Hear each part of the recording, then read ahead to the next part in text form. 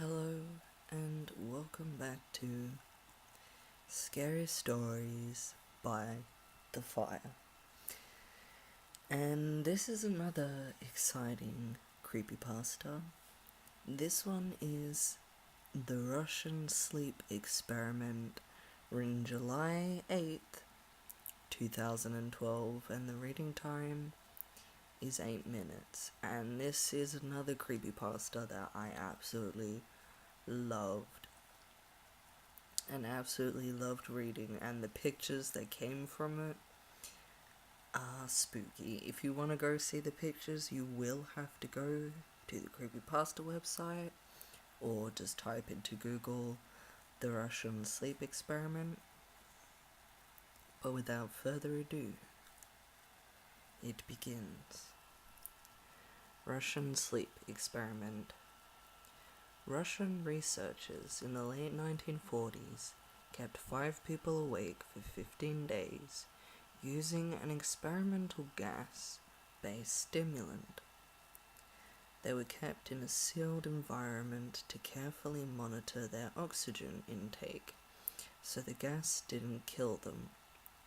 Since it was toxic in high concentrations, this was before closed-circuit cameras, so they had only microphones and 5-inch thick glass porthole-sized windows into the chamber to monitor them.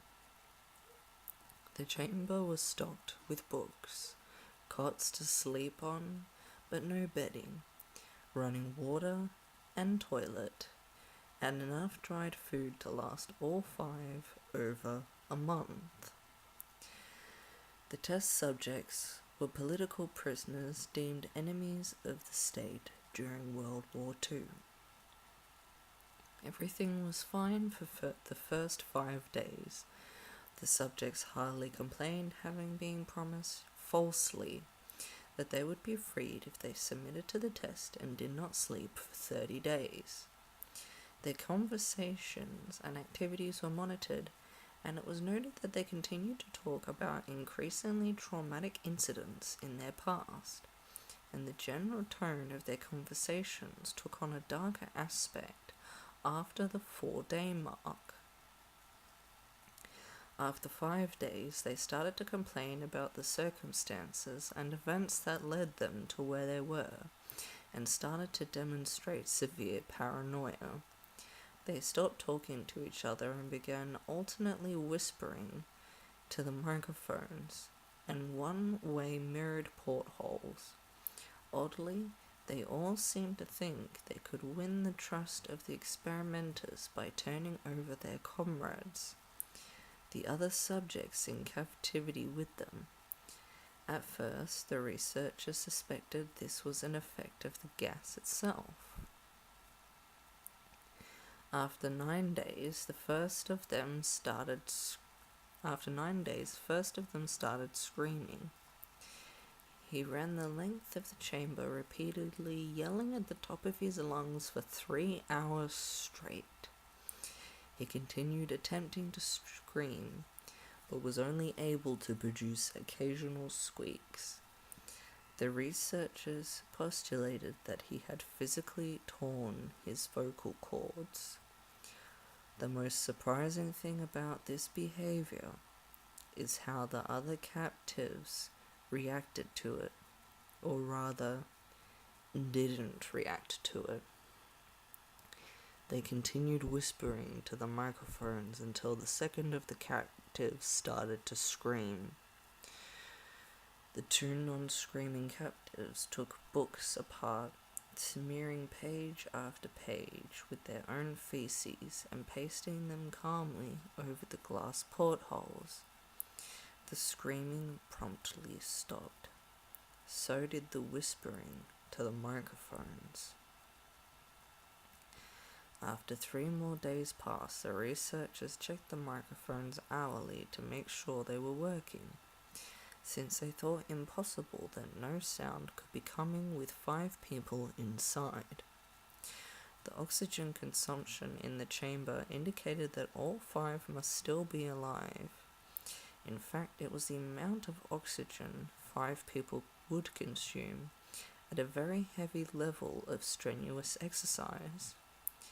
One morning of the 14th day, the researchers did something they said they would not do to get a reaction from the captives. They used the intercom inside the chamber, hoping to provoke any response from the captives they were afraid were either dead or vegetables. They announced, "We are opening the chamber to test some microphones. Step away from the door and lie flat on the floor, or you will be shot. Compliance will earn one of your immediate freedom." To their surprise, they heard a single phrase in a calm voice respond, "We no longer want to be freed." Debate broke out among the researchers and the military forces funding the researchers. Unable to provoke any more response using the intercom, it was finally decided to open the chamber at midnight on the 15th day. The chamber was flushed of the stimulant gas and filled with fresh air, and immediately voices from the microphones began to object. 3 different voices began begging, as if pleading for the life of the loved ones, to turn the gas back on. The chamber was opened, and soldiers sent in to retrieve the test subjects. They began to scream louder than ever, and so did the soldiers when they saw what was inside. 4 of the 5 subjects were still alive, although no one could rightly call the state that any of them in life. The food rations past day 5 had not been so much as touched. There were chunks of meat from the dead test subject's thigh and chest stuffed into the drain in the center of the chamber, blocking the drain and allowing 4 inches of water to accumulate on the floor. Precisely how much of the water on the floor was actually blood was never determined. All 4 surviving test subjects also had a large portions of muscle and skin torn away from their bodies. The destruction of flesh and exposed bone on their fingertips indicated the wounds were inflicted by hand, not with teeth as the researchers initially thought. Closer examination of the position and angles of the wounds indicated that most, if not all of them, were self-inflicted. The abdominal organs below the ribcage of all 4 test subjects had been removed, while the heart, lungs, and diaphragm remained in place. The skin and most of the muscles attached to the ribs had been ripped off, exposing the lungs through the ribcage. All the blood vessels and organs remained intact. They had just been taken out and laid on the floor, fanning out around the eviscerated but still living bodies of the subjects. The digestive tract of all 4 could be seen to be working, digesting food. It quickly became apparent that what they were digesting was their own flesh that they had ripped off and eaten over the course of days. Most of the soldiers were Russian special operatives at the facility, but still many refused to return to the chamber to remove the test subjects. They continued to scream to be left the chamber, and alternately begging and demanded that the gas be turned back on, lest they fall asleep. To everyone's surprise, the test subjects put up a fierce fight in the process of being removed from the chamber. One of the Russian soldiers died from having his throat ripped out. Another was gravely injured by having his testicles ripped off, and an artery on his leg severed by one of the subject's teeth. Another 5 of the soldiers lost their lives, if you count one that committed suicide in the weeks following the incident. In the struggle, one of the 4 living subjects had his spleen ruptured, and he bled out almost immediately. The medical researchers attempt to sedate him, but this proved impossible. He was injected with more than 10 times the human dose of morphine derivative and still fought like a cornered animal, breaking the ribs and arm of one doctor. When heart was seen to beat for a full 2 minutes after he had bled out to the point there was more air in his vascular system than blood.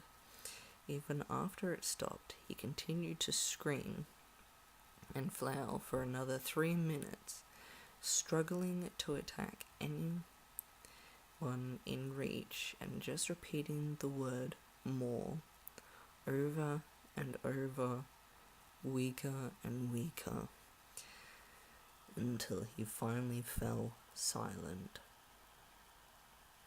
The surviving 3 test subjects were heavily restrained and moved to a medical facility.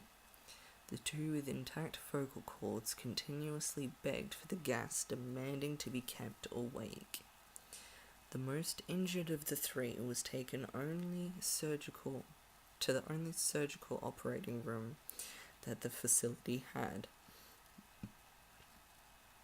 In the process of repairing the subjects to have his organs placed back within his body, it was found that he was effectively immune to the sedative they had given him to prepare him for the surgery. He fought furiously against his restraints. When the acetic gas was brought out to put him under, he managed to tear most of the way through a 4-inch wide leather strap on the wrist, even though the weight of a 200-pound soldier holding that wrist as well. It took only a little more anesthetic than normal to put him under, and the instant his eyelids fluttered and closed, his heart stopped. In the autopsy of the test subject that died on the operating table, it was found that his blood had tripled the normal level of oxygen. His muscles that were still attached to his skeleton were badly torn, and he had broken 9 bones in his struggle not to be subdued. Most of them were from the force of his own muscles that had exerted on them. The second survivor had been the first of the group of 5 to start screaming. His vocal cords destroyed, he was unable to beg or object to surgery, and he only reacted by shaking his head violently in disapproval when the acetic gas was brought near him. He shook his head yes when someone suggested reluctantly they try the surgery without anesthetic, and did not react for the entire 6-hour procedure of replacing his abdominal organs and attempting to cover them with what remained of his skin. The surgeon presiding stated repeatedly that it should be medically possible for the patients to still be alive. One terrified nurse assisting the surgery stated that she had seen the patient's mouth curl into a smile several times whenever his eyes met hers. When the surgery ended, the subject looked at the surgeon and began to wheeze loudly, attempting to talk while struggling. Assuming this must be something of drastic importance, the surgeon had a pen and pad fetched so the patient could write his message. It was simple: keep cutting. The other 2 test subjects were given the same surgery, both without anesthetic as well. Although they had to be injected with the paralytic for the duration of the operation, the surgeon found it impossible to perform the operation while the patients laughed continuously. Once paralyzed, the subjects could only follow the attending researchers with their eyes. The paralytic cleared their system in an abnormally short period of time, and they soon tried to escape their bonds. The moment they could speak, they were again asking for the stimulant gas. The researchers tried asking why they had injured themselves, why they had ripped out their own guts, and why they wanted to be given the gas again. Only one response was given: I must remain awake. All 3 subjects' restraints were reinforced, and they were placed back into the chamber, awaiting determination as to what should be done with them. The researchers, facing the wrath of their military benefactors for having failed the stated goals of their project, considered euthanizing the surviving subjects. The commanding officer, an ex-KGB, instead saw potential and wanted to see what would happen if they were put back on the gas. The researchers strongly objected, but were overruled. In preparation for being sealed in the chamber again, the subjects were connected to an EEG monitor and had their restraints padded for long-term confinement. To everyone's surprise, all 3 stopped struggling the moment it was let slip that they were going to be back on the gas. It was obvious at this point all 3 were putting up great struggle to stay awake. One subject that could speak was humming loudly and continuously. The mute subject was straining his legs against the leather bonds with all his might, first left, then right, then left again, for something to focus on. The remaining subject was holding his head off his pillow and blinking rapidly. Having been the first to be wired for EEG, most of the researchers were monitoring his brain waves in surprise. They were normal most of the time, but sometimes flatlined inexplicably.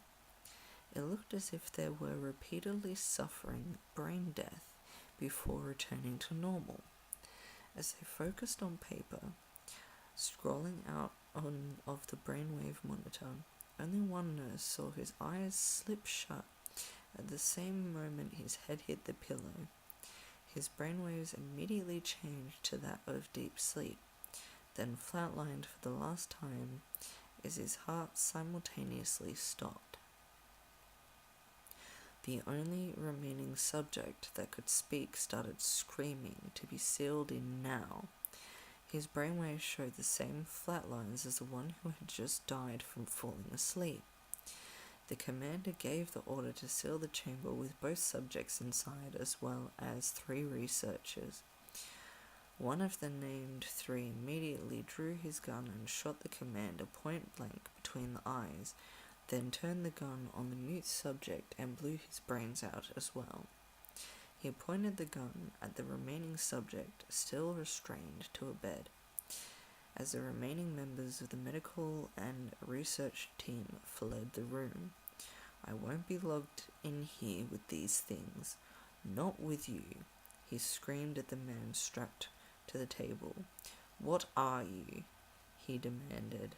I must know. The subject smiled. Have you forgotten so easily? The subject asked. We are you. We are the madness that lurks within you all, begging to be free at every moment in your deepest animal mind. We are what you hide from your beds every night. We are what you sedate into silence and paralysis when you go to the nocturnal haven where we cannot tread. The researchers paused, then aimed the subject's heart and fired. The EEG flatlined as the subject weakly choked out. So nearly free. And then there's just a creepy picture at the bottom of that. of what I'm guessing is one of the Russian experimenters. I hope you have enjoyed this creepypasta. I do understand that it is not for everyone, and that there is obviously a lot of trigger warnings within that, but either way, I hope you are enjoying these a bit more scarier stories. Good night and sweet dreams.